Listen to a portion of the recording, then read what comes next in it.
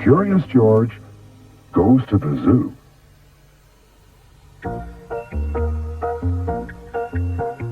It's been a long time since we've been to the zoo, George, said the man with the yellow hat.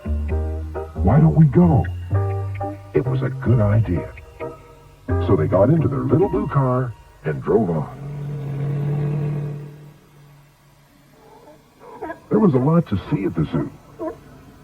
First, there were the giraffes with their long necks. So long they seemed to reach to the clouds. Then there were the elephants with their floppy ears and the biggest noses George had ever seen. Then came the kangaroos, carrying their babies in a special pocket in their tummies. And then there were the seals. It was lunchtime and many people were eating all around, in small cafes, on the park benches, and even on the grass. George was getting very hungry.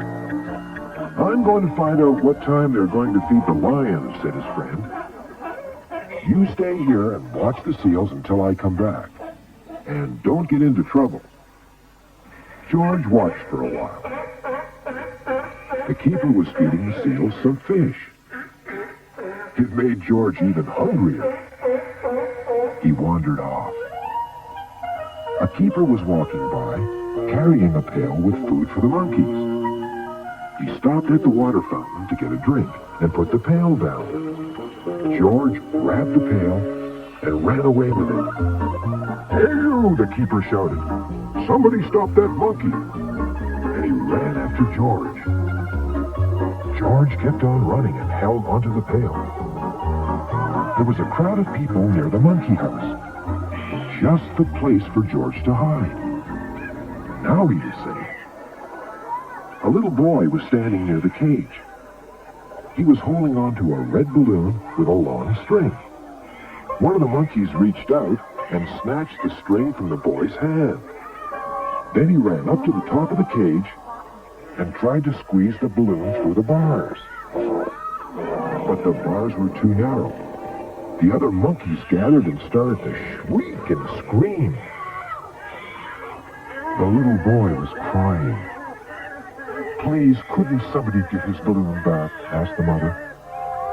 But nobody could reach up that high. How good that George was a monkey. Going up to the top of the cage, then he took a few bananas from the pail and fed it to the monkeys. While they were all eating, George got hold of the balloon, swung down from the cage, and handed the balloon back to the boy.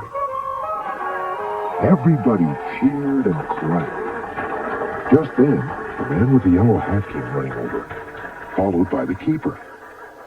"George," the man cried, "where have you been? I've been looking all over for you." "Please don't be angry with him," said the mother. "He saved my son's balloon." And she gave George a big kiss. "Well," said the keeper, "George did take my pail, and that wasn't a good thing. But he did feed the monkeys." And he smiled. "And now," said the man with the yellow hat, "it's time to go home, George. We've got to get something to eat, too." And that's just what they did.